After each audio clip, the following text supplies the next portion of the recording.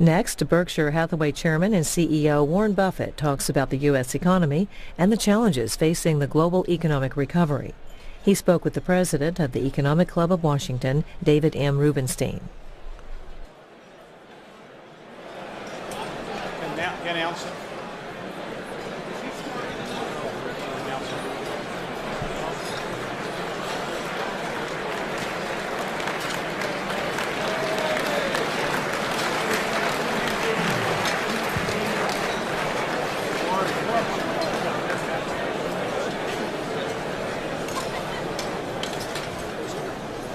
Okay.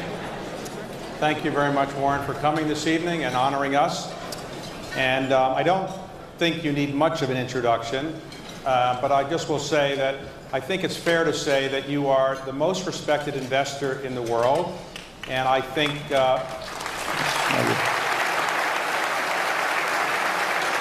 the most respected businessman in the world, not just because you've made a great deal of money, but because you've done it with enormous integrity and humility, and as people will see tonight, with enormous sense of humor.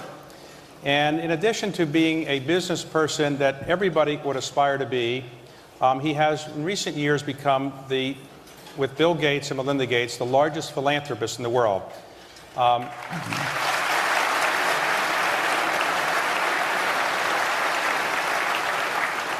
I think his net worth might be in excess, a little bit higher than mine, I'd say,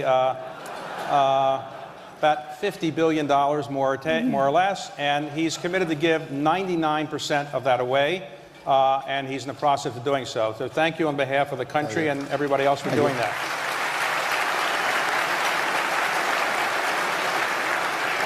Your background is pretty well known, but some people may not know that you actually spent much of your formative years in Washington, D.C. Your father was elected to the Congress, so you moved here. You went to Alice Deal Junior High School, got a lot of C's and D's, as I understand. And then you went to Woodrow Wilson High School, finished 16th in your class, but you were... Class of 17, we might add. Right. Well, you were working, you were delivering papers in the morning and delivering papers in the evening and so forth. And my question really to begin is that many people who grew up in Washington love living here and they want to stay here. So they hope to aspire to be the head of a lobbying firm someday or the head of a congressional staff or something. Do you ever have any regrets that you might have been able to make something of yourself had you stayed here? Well, I'm still young, David. I may come back. Okay. I went out to Alice Deal today. First time I'd been there in 65 years, and I met the principal. I went to Wilson also today, but at Alice Deal I tried to get my record expunged, but I had no luck.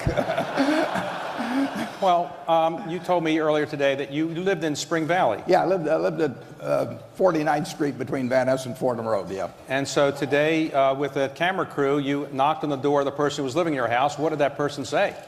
Well, we had a good time. I mean, the house seemed to have shrunk, but she was very a wonderful woman. She's lived in the house for 30-plus years, and we got along very well. And then we retraced my paper route. So when you were growing up in Washington, you were already a business person. Well, I thought so. I didn't get a lot of public recognition as such, but so you were making money, and as I understand it, you filed your first tax return when you were 14 years old. Yeah, it was for the year when I was 13, and 13. I filed it when I was 14. Yeah. Okay. And did you think the tax rates were too high then, or not? It hurt more in those days. I did deduct my bicycle and my watch as business expenses, and only because the statute of limitations is applied. I took them entirely. Apparently, I never used my bicycle for pleasure or my watch. I never looked at my watch except when I was delivering papers. So after you graduated from Woodrow Wilson, you then went to actually the University of Pennsylvania for a year and a half, and then you transferred back to the University of Nebraska. Why did you leave Penn? That was a great business school. Why did you leave? Yeah, I felt I wanted to quit after 1 year, to give you the honest answer on it. My father talked me, he kind of talked me into going to college in the first place, and then he talked me into going a second year, but he said if I went a second year, then I could drop out.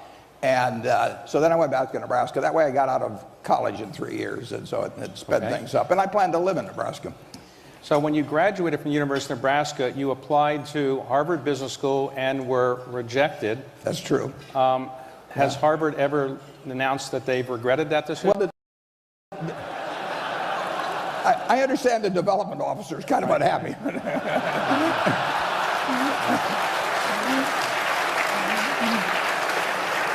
So you rejected by Harvard, you went to Columbia Business School, Columbia. and then you met the man who you really idolized, Ben Graham. And when you took his class, was he as great as you had thought he was going to be? He really was. He only taught one semester, one class. I mean, he came up from Wall Street and taught this class. That's the reason I went to Columbia. And I'd already read all the books and everything. But it was inspirational just to be around him, and it made a real difference in my life. So when you graduated, you wanted to go work for him and his firm, and then he rejected you for an interesting reason. In those days, I understand that there were Jewish firms and non-Jewish firms, and his was a Jewish firm, and you weren't Jewish, so he said because you weren't Jewish, he didn't hire you. Is that right? That's true. And I was ready to convert, believe me. I think they might have felt it was a little phony at the time. But it was true that there were very few firms in Wall Street that would hire Jews at that time. And Ben only employed 5 or 6 people. But he told me to the extent that they were able to employ 5 or 6 people, he really felt that the Jews could not get into most jobs in Wall Street, and that they were going to employ only Jews. Well, his name was Ben Graham, but actually his real name was Ben Grossbaum. Well, his parents, I think they changed their name. Yeah, my son is named Howard Graham Buffett, named after Ben, and he's very glad that Ben's father changed his name.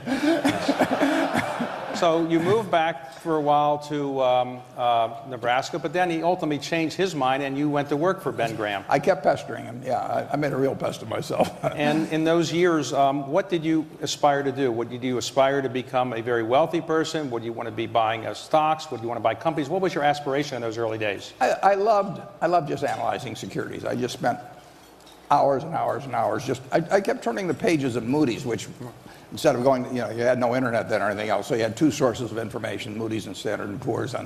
And we happened to have these sets of Moody's. They were in aggregate, probably about 8,000 pages, about 5 different manuals. And I went through those page by page. And, well, it must have been exciting. Yeah, it's a little strange. I mean, I actually went to Amazon a few years ago, and I found an old 1951 Moody's. Now, everybody else is going there for Playboy magazine, but I'm ordering the old Moody's. You've got a strange guy here. Well, when you were working in New York, you were attracted to one of the companies that Ben Graham was involved with, which was Geico. Absolutely. As I understand, you came down and knocked on the door of Geico, and you just started talking with them. And yeah, it was really a lucky day. I was at the Columbia University Library, and I looked up Ben in Who's Who in America, and it had a whole bunch of things, but it said Chairman, Government Employees Insurance Company. So I asked the librarian, how can I learn more about this? I'd never taken any courses in insurance. And he said, well, there's this big BEST manual. If you read that, you can find out about the company. And there was 1 page on government employees insurance. So that Saturday, I got on the first train, and I came down to Washington, and I went to the headquarters of what was then called Government Employees Insurance.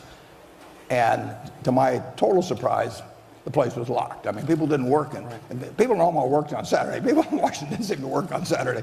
So I kept pounding on the door, and finally a janitor came. And I said to the janitor, I said, is there anybody here I can talk to except you? Now, he didn't seem to get offended with that particular introduction. So he said, there's a fellow up on the I think, 6th floor, and he's the only one here. And he was a man named Lorimer Davidson, and Lorimer Davidson changed my life in a big way. He was a wonderful, wonderful man. And he talked with me for maybe 4 hours on a Saturday and gave me an education like I'd never got in school. And so you liked it so much, you eventually bought the whole company, right? It's one of those things, yeah. It took a few years. So when you were starting your investment partnership, I think you started around 1956 with a partnership. That's correct. Right?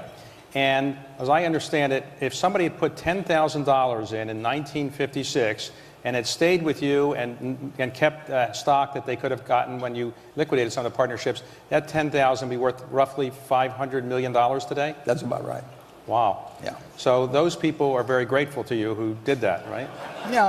I was grateful to them, though. I mean, they were betting on a 25-year-old, you know, who looked about 20 and acted about 12, so I, you know, and actually they were mostly relatives. I mean, it's my father-in-law and sister and her husband, my aunt. So your investment partnership started, you started buying companies and buying stocks, but one of the companies you bought was Berkshire Hathaway. And though your company is now very famous, it's named Berkshire Hathaway, that was not one of your best investments, was it? It was really dumb, yeah. I mean, it was what I call I used to call Graham's approach on buying very cheap stocks that weren't very good companies, cigar butts, because it would be like walking down the street and finding a cigar butt. There was one puff left in, and it didn't cost anything, and it was kind of disgusting, right. But it didn't cost anything. But I thought Berkshire Hathaway was that kind of a company, and it wasn't much of a puff either. Right. Well, so, you know, your company is named Berkshire Hathaway. You've sold that company many years ago. Did you ever think of changing the name? No. I don't do much of that. Okay. So when you started, originally you were buying stocks, you picked stocks, but then you started buying whole companies. Was that a different skill set? And how did you learn to buy and operate these companies? Well, when I buy 100 shares of XYZ company, I look at it as buying the whole company. And so I've always looked at buying stocks as buying businesses. So it really wasn't a different situation. Now, I couldn't resell it, and I couldn't, if I owned the stock, I couldn't change managements, which I could if I owned the whole company. But it was basically the same approach. I'm a better investor because I'm a business person, and I'm a better business person because I'm an investor. They cross over. Well, today, Berkshire Hathaway has how many different companies that are part of the Got about 75, but some of those own more companies. So you have 75 companies. You have about 270,000 employees. 270,000 employees. How do you manage all that? You have a very small office. How many people do you have in your office managing all this? Well, we're now up to 24. We're on one floor. We're never going to leave one floor. I tell them they can hire all the people they want, but we're not going to leave one floor. So if they want people sitting on their lap, go to it, you know. So do you sit in your office during the day looking at new ideas for companies? Is that how you spend your time? I like to read a lot. So I read newspapers, and I read all kinds of financial information. And basically, I'm looking for one good idea a year. And do people send you letters over the transom? Has any of those ideas ever worked? Occasionally, but not very often. But I only need one a year. Right. And we're in June, incidentally, David, if you want to help me out. All right, okay. Well, we have a couple of companies we like to sell to you, but you don't pay high prices. But so in your office, do you have a computer in your office that you use? Not in my office, but other people in the office have them. Okay. So I know you're not a famous technology person, but do you have an iPad, or do you do internet things? Oh, I do internet things. Yeah, I love the internet. I mean, the internet, it's fascinating to me because it's probably affected my life, you know, almost as much as, say, Bill Gates did. When Bill and I appear together, sometimes we use the trick question of, aside from email, which one of us is on the computer more? And the answer is me. Because you play bridge on the computer. I play bridge on the internet. And right. every night you spend... Yeah, a couple hours a night. And after all these years of doing it, are you a champion? No, I'm not even close. I just have a good time it's the most interesting game I've found. And do people know that they're playing with you over the internet? I use the name T-Bone, and it's gotten around that I am T-Bone. Yeah, I used to put my age as 103, so when I did something dumb, people would say, for a guy 103, he's not bad. But so you met over the years Bill Gates. How did you first meet Bill? How did you first meet him? I met him on July 5th, 1991. Meg Greenfield, who some of the people here probably knew, had a house out in Bainbridge Island out right there in Seattle. And she'd called me in the late 80s, and she said, Warren, I love Seattle. Do I have enough money to buy a second place? And I said, Meg, anybody that calls me and asks does have enough. It's the ones that don't call. So she bought this house, and she wanted to show it to me then in 1991. So actually, Kay Graham, Raleigh Evans, maybe one or two others went out there and visited Meg, and then Meg knew the senior Gateses, so she called up Bill Sr. and Mary Gates and said, I've got this crew out here, and could we drop down? And Mary said, fine, and then Mary called up Bill and said, Warren Buffett's coming down, and would you like to come down? He said, hell no. What do I have in common with that guy? You know, he doesn't understand technology. You know, he's hopeless. And Mary was very determined, and she said, you know, you're going to come, Bill. And so they negotiated a while, and finally they got down to where he said he'd come down for, I don't know, an hour and 27 minutes or some other thing. And he came down, and we hit it off, and we were still talking 10 hours later, and we became good friends. But he never convinced you to buy Microsoft stock or buy technology companies? He didn't try to. He tried to get me to use a computer. Did that work? Eventually. When I learned I could play bridge on it, I got interested. I still don't understand what happens with it, though. I thought he originally said, I'll get the most beautiful woman working at Microsoft and come and install That's what he did, but he was engaged to her, so Melinda, so it didn't work. So as you got to know Bill better, did he influence your views on how to make investments, or influence your views on philanthropy? I wouldn't say too much. We have a group of maybe 50 people that started getting together in 1968. We meet every other year. Don Graham was here tonight as the Buffett group. Yeah, and at those meetings we would talk about various subjects, and philanthropy was an important subject. So I think it was maybe in 1993 or something like that. We had a meeting. I think it was in Ireland at that time, and I actually brought along the Gospel of Wealth for everybody to read. We discussed it then. But so our thinking sort of evolved together in a way. But have you ever regretted not getting involved in giving away money earlier in your life, or you've done it? My wife regretted that. She thought she liked the idea of giving away. We both agreed on giving away all the money. I mean, once we had everything we wanted, and we've had everything we wanted. I mean, you know, the surplus wealth I have has no utility to me. It has all kinds of utility to the rest of the world if used properly. So we agreed on that early. She would have liked the idea of giving away more of it earlier, and I felt that I was going to be a better compounding machine than most places, and that there would be a whole lot more to give away later on. So I told her, I'll pile it up and you unpile it. You know. Okay. All right. Now, your father was a very conservative Republican congressman, right. And you were probably a liberal Democrat. Is that fair? Well, yeah, but I was always very conservative back. You were conservative or when he was alive, right. And then you later moved further to the left. And would you it's fair to say you're a liberal Democrat now, or? Yeah, but I'm not a card-carrying Democrat. I support certain Republicans, and I have, and actually this year I gave some money to a Republican congressman. And you've become famous recently in Washington for, among other things, the Buffett rule, which says that people's, I guess, tax rates should be at least as high as their secretaries.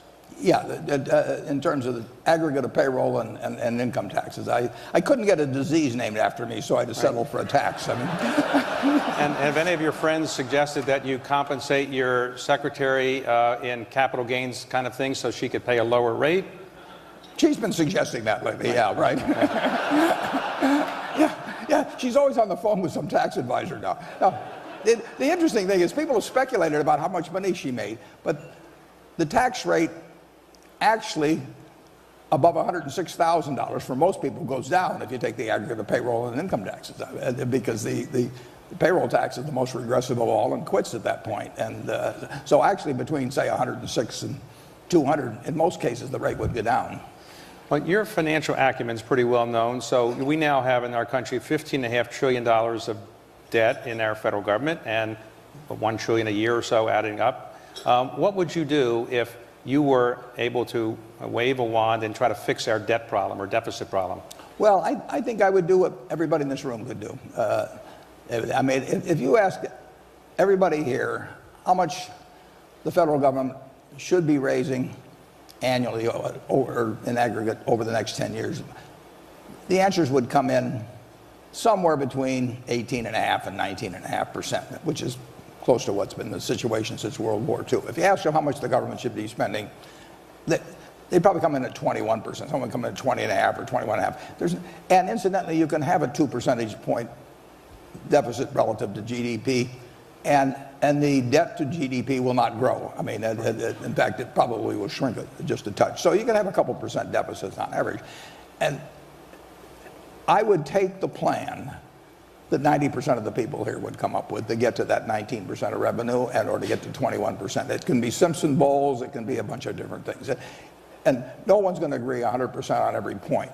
But I think we do agree on the fact that we probably should be raising 18.5 to 19%, and we should be spending 21 or thereabouts. And that means getting more from taxes, and it means cutting expenditures. And the problem is that the Democrats don't want to talk about what expenditures they would cut, and the Republicans don't want to talk about increasing revenues. So would you be in favor of increasing the capital gains tax, or no? Yeah, I would be in favor of that. But we can come to, we're raising, we'll say, 2.4, 2.5 trillion now. We have to raise, probably 300 or 400 billion more than that. And that can be done. I mean, we've done it straight through. I mean, and I've operated under all kinds of tax rates, including 39.6% on capital gains. And the country has grown under all these circumstances. Our country works. But somebody has to step up and say where it comes from. And it won't come from, just talking about reform doesn't solve anything on either the expenditure side or the revenue side. I mean, you've got to get specific about it. And like I said, I'll bet if everybody in this room designed a plan, I could sign on to 90% of them. And today, the economy in the United States is thought to be growing about 2.5% a year. Do you agree with that? Do you think there's any chance of a recession in the near term? I think it's very low unless events in Europe develop in some way that spill over here big time. But incidentally, if the economy grows 2% a year and population grows 1% a year, that means each generation is living 20% better than the generation before, and it means in a century, people are living 3 times as well as they lived at the start of the century. So, I mean, our rates of gain in the way people live have been dramatic. In my lifetime, I was born in 1930, there's 6 times the real GDP per capita as when I was born. 6 times in one person's lifetime. We have a system that works. I mean, and it'll keep working. It may not work at 6 times for the next 80 years, but it'll work. It'll be 2.5 times or 3 times. Now, are you worried about the euro going away? Do you think Europe would allow the euro to go away, or? That's the big question. I mean, Lincoln said that, a house divided cannot stand, and half slave, half free wouldn't work. And we've got a system where they're half in and half out. I mean, they're in on a common currency, and they're not in on common fiscal policy or common culture or common labor practices. And that house will fall, but that doesn't mean it has to. And it means that they have to reconcile some of these things. It can't be half slave, half free. Now, you invest most of your money, I guess, in the United States. Yeah. Have you increasingly been investing outside, particularly in the emerging markets, or you're not as comfortable investing in the emerging markets? I'm comfortable in any place I understand the business well, and to some extent the rules that they operate in, and where I've got the right management. And so we will buy a business, in any one of 40 countries tomorrow if it's the right kind of business. But most businesses I hear about are in the United States. They think of Berkshire here. We're on the radar screen here to a greater extent than around the world. So I understand that somebody from Israel sent you a letter over the transom, a 1.5-page letter, and you ultimately bought that company that person was talking about for $4+ billion? We bought 80% of it for $4 billion, and he wanted me to go see it. He told me what a wonderful plant he had and everything, and I said, I'm not going to go see. I don't go to Iowa, as far as that's concerned. and he said, no. He said, you've never seen a plant like this. And I said, Eitan, I said, I love your business. I love you. I'll give you $4 billion, but I'm not going to go to, I got to start crossing oceans or anything crazy like that. So he said, well, if you buy the business, will you come? And I said, yes. So we bought the business. And then I went to Israel, and it was everything he said. And he was very pleased. And I said, yes. I said, if I'd seen this thing, I'd have paid you more money. So. That's why I don't go visit businesses. So what about China? Do you invest much there? You go to China very much? We've had 2 big investments. I was sitting in 2002 or 2003 reading the report of PetroChina. And fortunately, it was in English. And I put about $500 million into PetroChina. The government of China owned about 90% of it. We owned 1.3%. So between the two of us, we controlled the company. And we made quite a bit of money out of that. It was a very, very cheap company. I mean, it was one of the huge oil companies in the world. The whole company was selling for $35 billion in the market, and that was ridiculous. Now, one of your most famous investments is Coca-Cola. You bought it relatively cheaply. It's very good for you, everybody. Now, when you I don't care whether you drink it, just pour it on your neighbor, but open the can. Now, when you were a young boy, you were addicted, I was told, to Pepsi. How did you switch to Coke? Well, I would like to say, of course, that I just finally grew up and understood. When I was a kid, Pepsi was 12 ounces for a nickel, and Coke was 6.5 ounces for a nickel. And if you have any insights into my personality, you'll know which I bought. So, of the investments you've made over the years at Berkshire Hathaway, which one would you say was the single best investment? Is there one that you really are most proud of? Well, the one I'm probably the most emotionally attached to is Geico because of a bunch of reasons, but it goes back to a day in January of 1951, a Saturday. And that, what Lorimer Davidson did for me changed my life. And he didn't have to do it. I mean, I walked in there as some 20-year-old kid on a Saturday, and he spent 4 hours educating me, and then he became a friend for life. And then subsequent people are Jack Byrne and Tony Nicely, who's here tonight. I mean, it's just been a wonderful association, whether we made any money or not. But we've done pretty well on the investment too. But beyond that, it has a special meaning to me. Are there investments that you really wish you had never done? What's your worst investment? I made a lot of terrible deals, and the worst. It's hard to. Probably the worst deal will be one I make in the future. But the current title, I bought a company, and incidentally, I did it. I mean, we do not have PowerPoints around or people explaining this stuff to me. I just go out and do them. And we bought a company called Dexter Shoe. George Mitchell's here tonight. He knows the company. And we paid $400 million for it, which went to zero. But we paid $400 million in stock. And the stock we gave up is probably worth maybe $3 or $4 billion today. So whenever Berkshire goes down, I feel better about that deal. Wow. I mean, What about the deals you passed on? You famously passed on Intel when it was getting started, I thought, and other. Yeah, I knew Bob Noyce pretty well, and we bought it.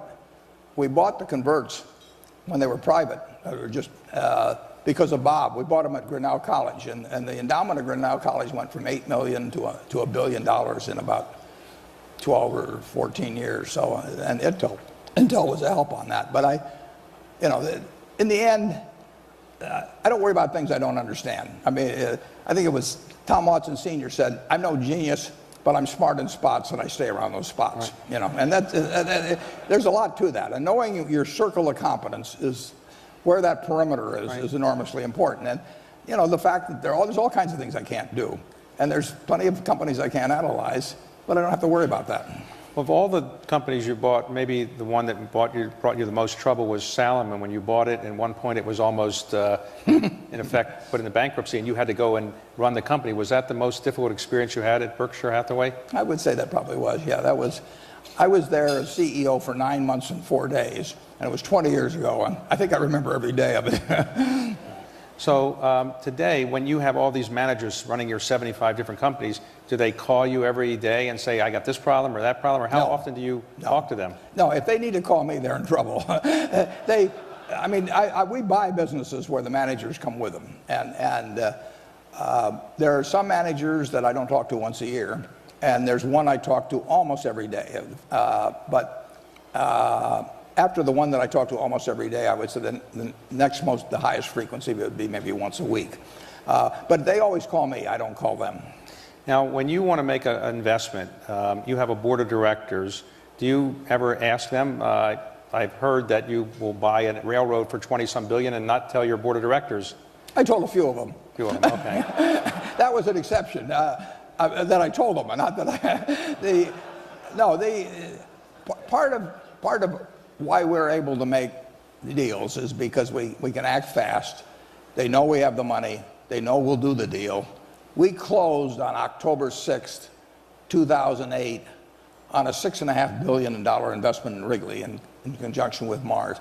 And they knew we would have the $6.5 billion and that we would close on that day. People weren't closing on anything. And so it's a real advantage to be able to pull the trigger. And if we have to go through lots of presentations and everything, I mean, I've been on 19 corporate boards, and every deal works on the PowerPoint, and so it's a show and tell type thing, and I don't really participate in it. So recently came out in court discussion that in the insider trading thing that's going on relating to an investment you had made in Goldman. Right. It came out that you had set the deal and you told the investment banker this is the deal, and they had to get back to you, but you said don't call for a few hours because you're going to Dairy Queen with your grandchildren. Is that right? That's true. You didn't want to be disturbed on a deal? Well, I knew what I would do, and I told them what I would do. And if they wanted to do it, fine. If they didn't want to do it, fine. I mean, we don't really negotiate at Berkshire. It's just I don't have enough time, to spend the rest of my life, negotiating with people. So I tell them what I'll do, and if it works, fine. If it doesn't work, fine. Then. Now, famously, people wonder who will be your successor, and I wonder if tonight you wanted to give us any insights into that. Well, I have left the directors a Ouija board, and I plan to keep in contact with them. Okay. All right. Okay. I don't want to disappoint you, but you're not on the short list, David.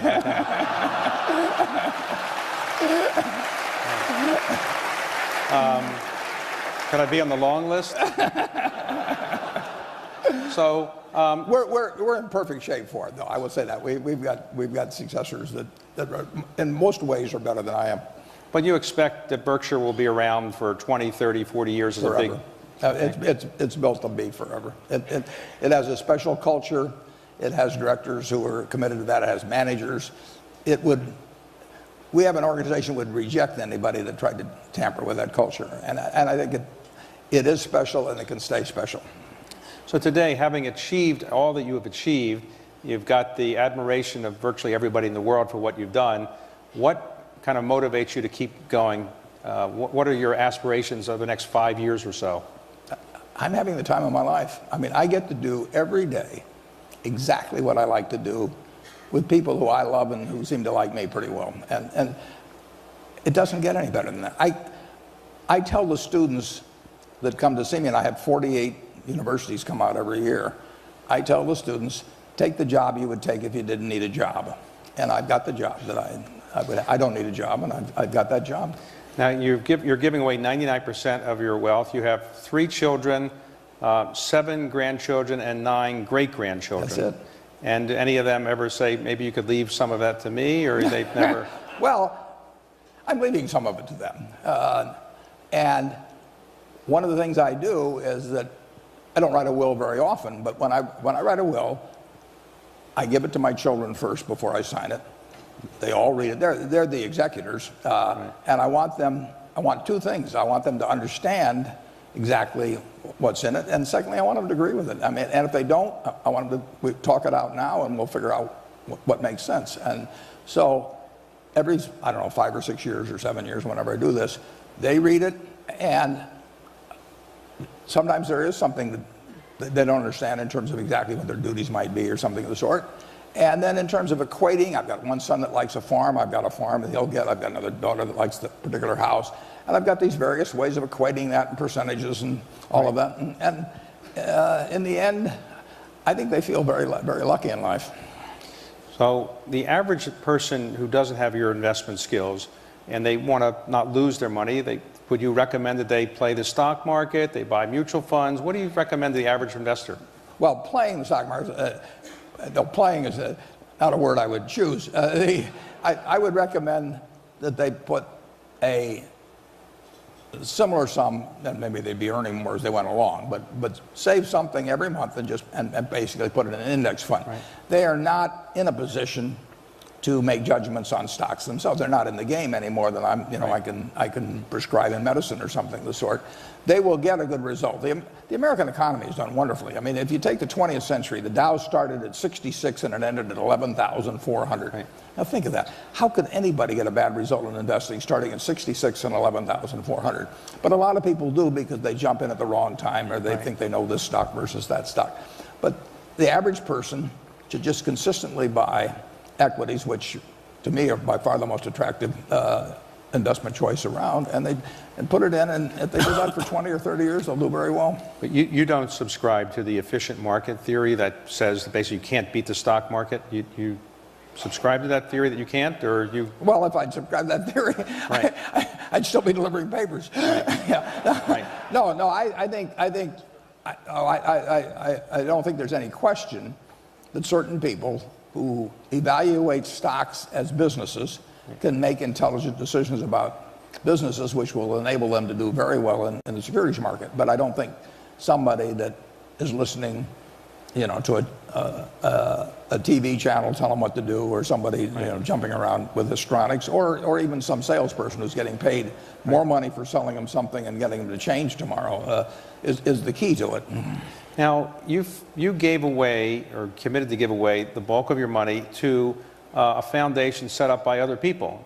Why did you choose not to just have the money go to a foundation named after you that presumably you would control? And how did that idea come about?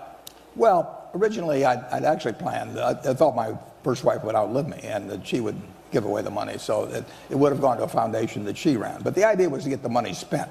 And you say it's run by other people, but if you set up the Ford Foundation, or you set up the Carnegie Foundation, they're being run by other people. It's just that the Carnegie didn't know who they would be, or Henry Ford didn't know who they'd be. So they are going to be run by other people if they extend beyond your lifetime. And I picked people that I had enormous confidence in the fact that they had a similar judgment about where money should go, and where I thought they would do a first-class job of administering it. And then, in the case of the Gates Foundation, I get people that are putting up their own money big time, who are very able people, who are working full-time at it themselves, who aren't charging me anything. And I've got these foundations that are run by my children that it's been wonderful for them, and they each have a separate foundation so that they can follow their own interests and not have to sort of roll logs as to who votes for this one or that one, and it's all worked out perfectly. And what was Bill Gates' reaction when you called him and said, guess what, I'm giving you $50 billion eventually?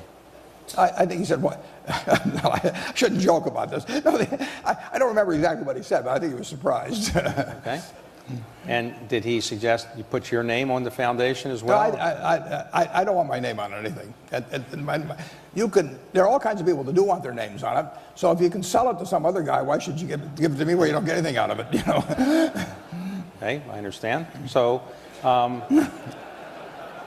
as you go forward now, are there certain things that you would like to accomplish beyond what you've accomplished? Are there certain social problems you'd like to see being solved, or economic problems, or is your goal mostly to keep your company doing well and give away the money? Well, in terms of personally, sure. I want Berkshire. That is my painting in life. I've been painting it all my life virtually, and I want to keep painting it and have it become even more of what it already is. And so that's what I love. Anything that works positively for Berkshire in terms of adding better businesses, having wonderful managers around, anything makes them be in a position to get their full potential from their companies, I love. And I'll do that as long as I can. I like the idea that basically the fruits of that, will be used by some very intelligent people to improve the lot of a whole bunch of people who didn't get the lucky straw in life like I got. And how old were you when you realized you were much better than other people in picking stocks and making these kind of investments? Did you realize that as a young person, or did it take much longer before you realized you were much better than everybody else? It sounds obnoxious, but I thought I was going to be pretty good early on. I went through this period at Wilson, Woodrow Wilson, where I was really bad at Alice Deal, but I was kind of working out of it at Woodrow Wilson. And I had these teachers that I caused some trouble to, but they did think I knew a lot about stocks.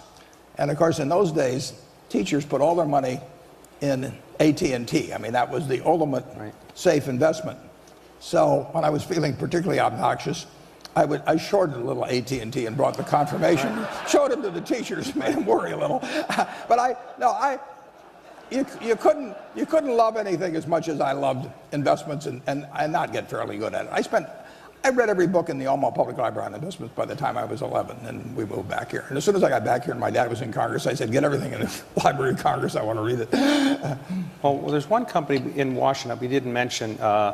You obviously bought Geico, and that's one of your most famous investments, but you made a very famous investment in the Washington Post many years ago. What attracted you to the Washington Post, and how long have you held that investment? Well, I love the business as such, but when I bought the Washington Post company, this is pre-split. They had about 4.8 million shares outstanding, and the stock got down to 16. But thanks to the Nixon challenge to their TV stations, and a few things, Bibi Rebozo and the rest, the stock cascaded down from 37. So when we bought it, the whole valuation of the Washington Post company was about $100 million. Now, if you'd asked any reporter at the Washington Post to go out and do a story on what the Washington Post company's constituent businesses were worth, they would have come back and said 400 or 500 million. So you were really buying a wonderful business run by wonderful people at 20 cents or thereabouts on the dollar. And you know, it's almost a classic investment. If you'd asked any of the people who were selling their stock to us, what's the Washington Post company worth, they would have said 3 or 4 times what it's selling for. But they sold it because they thought it was going to go down the next day. And they were right for a while. But you've owned that now for 30... It's been 29 years. Or, I mean, 39 years. So you are an optimist about the future of our country? It's a cinch. Yeah, we haven't lost the secret sauce. I mean, yeah, go back to that. When I was born in 1930, the Dow was 252 on the day before. I was born on a Saturday. Friday was 252. That was the high for the year. It was going to go down to 42. There's no connection in this, folks. But you know, if I'd seen that, my dad was going to lose his job, and he worked in a bank, and he had all his money in that bank, and it closed, and he had no money to pay his mortgage or anything. That was going to happen within a year. If you'd seen that, you said, this, you know, go back. It'd be like the old Woody Allen movie, you know, just don't even come out. And look at what has happened since that time. I mean, you know, we went through a terrible war, we went through a terrible depression, we went through 25% unemployment, we went through thousands of banks closing, 6 for 1, you know. We're not smarter than the people in 1930. We don't work harder than the people in 1930. We've just got a system that works. It's been working, you know, since 1776, and it'll keep working. Oh, any regrets in life? Not really, no. And today you are somebody who is very close to the President of the United States. If he asked you to come in and serve as an advisor, would you do that? Or? Well, it won't happen. If he wants to ask me anything, I'll certainly be, I'd always be glad to help, but that would be true of any president under any circumstances. And today, Berkshire Hathaway, is that a buy at this price? Well, the businesses it owns are worth more than the market price, but that's true of other businesses too. Well, what I would like to do is, on behalf of everybody here, thank you for an extraordinary tour de force of your explanations of things, and thank you very much for coming this evening. And I think everybody's had an enjoyable evening. I know I certainly did. And I want to thank you on behalf of everybody here and all America for what you've done, and for your philanthropy, and for your confidence in America. And on behalf of the Washington Economic Club and everybody here, I'd like to give you a few gifts if I could. You may get on that short list eventually this way. Okay.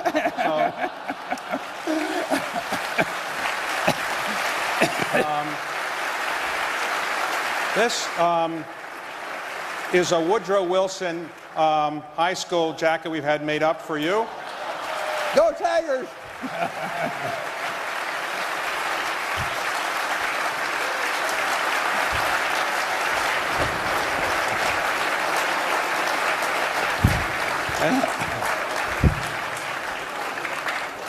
And we have here a copy of the original map of the District of Columbia we'd like to give to you as a gift from the club. And I'd like to give you as a personal gift a copy of the Declaration of Independence. When we talked about this appearance, you were at the archives, and I think you said you hadn't been there before. It was marvelous. Never been there, and I cornered you, and you said you weren't sure what you had agreed to, but you agreed that you would do this, and I thank you for honoring your commitment to come. And this says, it's inscribed to you, and it says, Warren Buffett, a rare modern man with the essential traits of our founding fathers, great wisdom, courage, and leadership, and also great wealth. Oh, thank you. Thank you very much. Thank you. So, appreciate it. Thanks. Can we head off? Yes, thank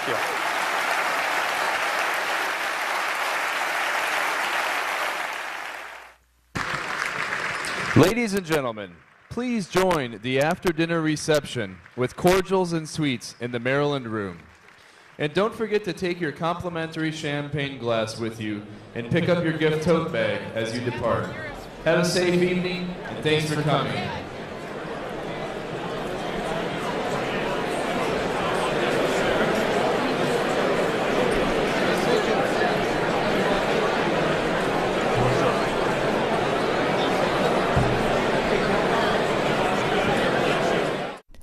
On Washington Journal tomorrow morning.